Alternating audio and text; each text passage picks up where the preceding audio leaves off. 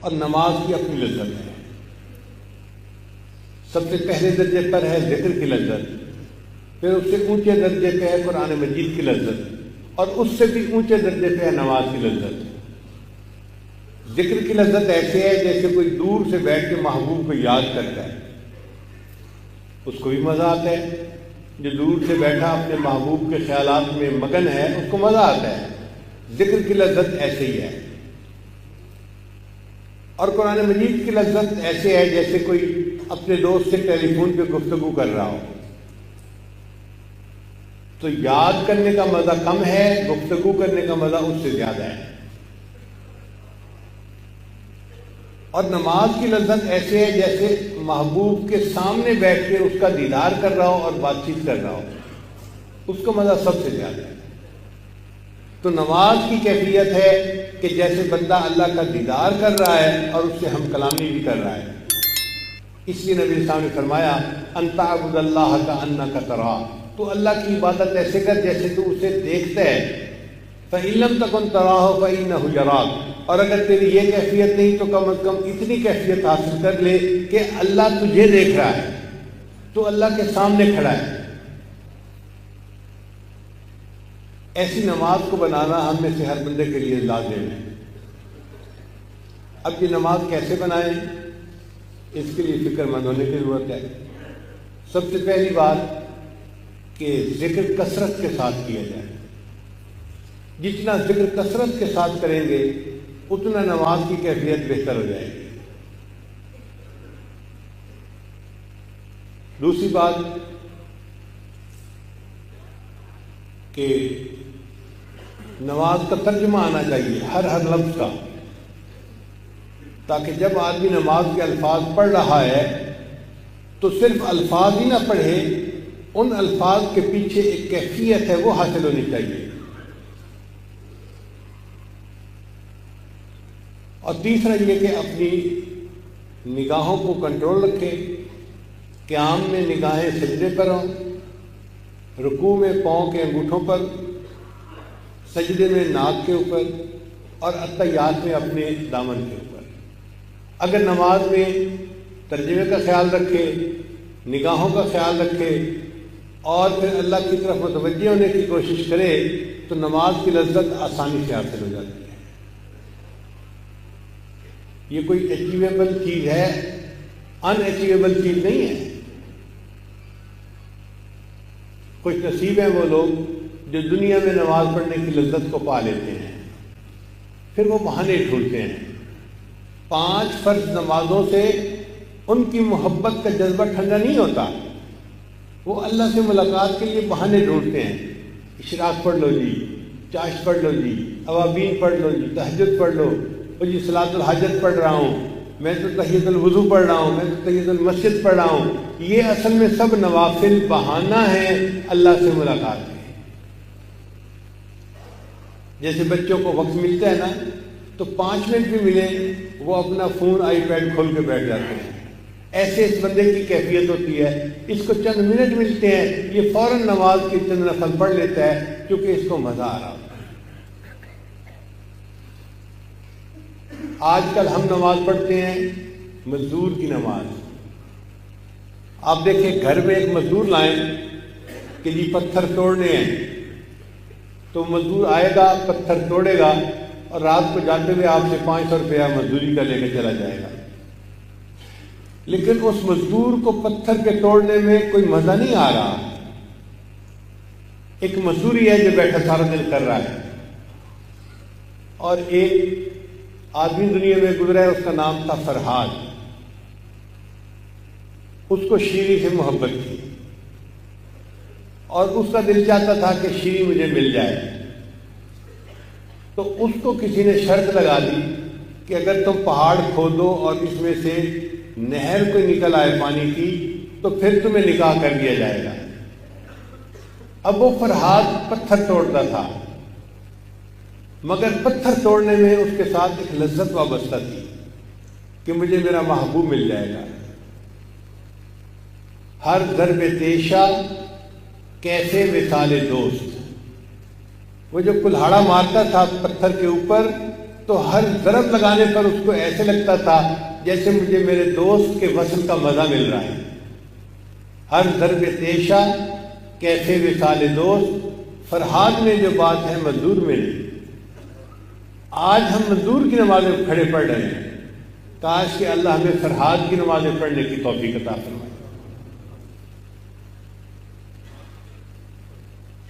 نماز کو بنانے کے لیے نماز کے باہر اعمال کو دیکھنا پڑے گا. اس کی مثال یوں سمجھیں، ایک بندہ باکسنگ کا مقابلہ کرنا چاہتا ہے تو جیسی ڈیٹ فکس ہوتی ہے وہ بندہ اپنا ورزش کرنا شروع کر دیتا ہے. روزانہ 2-4 گھنٹے پریکٹس کرتا ہے. کبھی لیدر کے پلوں کو مکے مار رہا ہے، کبھی جاگنگ کر رہا ہے، کبھی فلاں کر رہا ہے، کبھی فلاں کر رہا ہے. یہ ایکسرسائز وہ کیوں کر رہا ہے؟ اس کے مسل بلڈ اپ ہو جائیں اور وہ وقت کے اوپر اچھا مقابلہ کر سکے. جتنی اچھی اس کی ایکسرسائز باہر کی ہوگی اتنا اچھا اس کی پرفارمنس رنگ کے اندر ہوگی. اور اگر کوئی بندہ مقابلہ تو سیٹ کر لے پھر سویا پڑا ہو، اب اس سے کوئی پوچھے بھائی تمہارا مقابلہ ہے، اور جی جب میں رنگ میں جاؤں گا تو دیکھی جائے گی، آپ بتائیں اس کا کیا حال ہوگا؟ یہ رنگ میں جائے گا تو ایک راؤنڈ بھی مقابلے میں نہیں کھڑا ہو سکے گا، ایک مکہ لگے گا اور یہ ناک آؤٹ ہو جائے گا. وجہ کیا تھی؟ کہ اس نے مقابلے کی تیاری نہیں کی ہوئی تھی. اسی طرح ہم لوگ اگر اپنی نماز بنانا چاہتے ہیں تو ہمیں نماز کے باہر تیاری کرنی پڑے گی. اور نماز کے باہر تیاری کیا ہے؟ ذکر کی کثرت کرنا، مسنون دعائیں پڑھنا، گناہوں سے بچنا. یہ نماز کے باہر کی تیاری ہے. اب جو بندہ ذکر میں لگا ہوا ہے تو 80-90% اس کی توجہ اللہ تو پہلے بنی ہوتی ہے. پھر جب مصلی پہ کھڑا ہو کے اللہ اکبر کہتا ہے تو 90% کا 100% ہو جانا کوئی مشکل کام نہیں ہوتا. ہم غفلت کی زندگی گزارتے پھر رہے ہوتے ہیں، مصلی پہ آ کے اللہ اکبر کہتے ہیں، تو ایسے تو نہیں ہو سکتا کہ غفلت سے یکدم ہمیں حضوری کی کیفیت حاصل ہو جائے. آپ فرق کا اندازہ لگائیں نا. ایک ہماری زندگی ہے کہ نماز کے دوران بھی اللہ سے غافل ہیں، حالت نماز میں بھی دنیا کے خیالات ہیں، حالت نماز میں بھی بندوں کے خیالات ہیں، نماز میں کھڑے ہوئے بھی اللہ سے غافل ہیں. اور ایک اللہ کے وہ بندے ہیں جو بازار میں بیٹھے ہیں، خرید و فروخت کر رہے ہیں. اللہ فرماتے ہیں رجال اللہ تلہیہم تجارت ولا بیع عن ذکر اللہ. ان کو تجارت اور خرید و فروخت اللہ کے ذکر سے غافل نہیں کرتی. ایک وہ بلندی دیکھیں کہ تجارت کرتے ہوئے بھی اللہ سے غافل نہیں ہوتے، اور ایک ہم ہیں کہ نماز کی حالت میں کھڑے ہوئے اللہ سے غافل ہیں. اب ہیں کہاں اور پہنچنا کہاں ہے؟ اس لیے ہمیں چاہیے کہ ہم کثرت کے ساتھ ذکر کریں تاکہ ہمیں ذکر کی لذت نصیب ہو، پھر ہمیں قرآن مجید کی تلاوت کی لذت نصیب ہو، اور پھر ہمیں نماز کی لذت نصیب ہو. جس بندے نے دنیا میں نماز بنا لی وہ گویا کامیاب ہو گیا. اللہ تعالیٰ نے قرآن مجید میں 700 سے زیادہ دفعہ فرمایا ہے اقیموا الصلاۃ، نماز قائم کرو، نماز قائم کرو، نماز قائم کرو. ہم بچے کو ایک کام ایک دفعہ کہہ دینا تو سمجھتے ہیں ایک دفعہ کہہ دیا کافی ہے. ہماری کیا حالت ہے؟ اللہ تعالیٰ ہے، وہ مالک الملک ہیں، وہ ایک دفعہ کہہ دیتے بندوں کے لیے کافی تھا، جی کہہ دیا. اس نے 700 مرتبہ اس بات کو ریپیٹ کیا، نماز قائم کرو، نماز قائم کرو. تو اس کا مطلب ہے کہ نماز کی کوئی اہمیت ہے نا. امام ربانی مجدد ثانی رحمۃ اللہ فرماتے ہیں کہ جنت میں جنتیوں کو اللہ کا دیدار نصیب ہوگا، مگر اس دیدار کی جو لذت ہوگی وہ ان کی نماز کی کیفیت کے مطابق ہوگی. اگر وہ دنیا میں ایسی نماز پڑھتے تھے جس میں خیالات ہی آ رہے ہیں، ان کو اللہ کا دیدار تو ہوگا مگر محبوب کے چہرے پر پردے ہوں.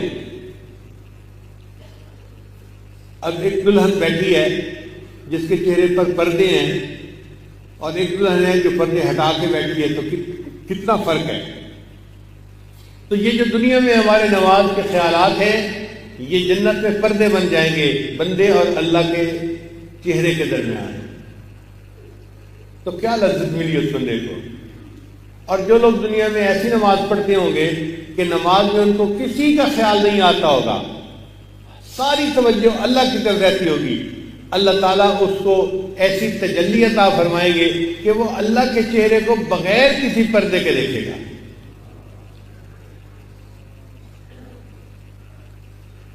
اس کو کہتے ہیں تجلی ذاتی دائمی, کہ اللہ کی تجلی کسی کو مل جائے اور دائمی مل جائے ہمیشہ کے لیے.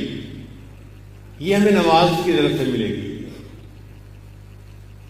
امام ربانی اپنے مکتوبات میں لکھتے ہیں اگر نماز نہ ہوتی تو محبوب کے رخ سے پردہ کون ہٹاتا اور دیدار کی لذت کون پا سکتا. یہ تو نماز ہی ہے جو انسان کے لیے اس کام کو آسان بنا دیتی ہے. اور وہ فرماتے ہیں کہ جو لوگ قوالیوں میں اور ادھر ادھر کے کاموں میں لگے ہوتے ہیں, اصل وجہ یہ ہے کہ ان کو نماز کی لذت حاصل نہیں ہوتی, اس لیے ان کو غنا میں سکون ملتا ہے, ان کو نعتوں میں اور پڑھنے میں اور اشعار میں سکون ملتا ہے. جن کو نماز میں لذت ملتی ہے ان کو پھر کوئی اشعار سننے کی ضرورت پیش نہیں آتی. تو ہم اپنی نماز کو بنائیں تاکہ ہمیں اللہ تعالیٰ کے ہاں کامیابی نصیب ہو, اور قیامت کے دن جب اللہ کے حضور پیش ہوں تو اللہ تعالیٰ ہماری نماز کو دیکھ کے خوش ہو جائیں. بیعت ہونے کا اصل مقصد بھی یہی ہے, اور اسی کے لیے محنت کرنی چاہیے. اور جو بندہ محنت کرتا ہے اللہ اس کو اس کی مراد عطا فرما دیتے ہیں. دعا ہے اللہ تعالیٰ ہماری نمازوں کو حضور والی نمازیں بنا دے, نور والی نمازیں بنا دے, اور غفلت سے اللہ ہماری جان چھڑا دے, اور اللہ تعالیٰ ہمیں اپنے ذاکر بندوں میں شامل فرمائے. وآخر دعوانا ان الحمد للہ رب العالمین.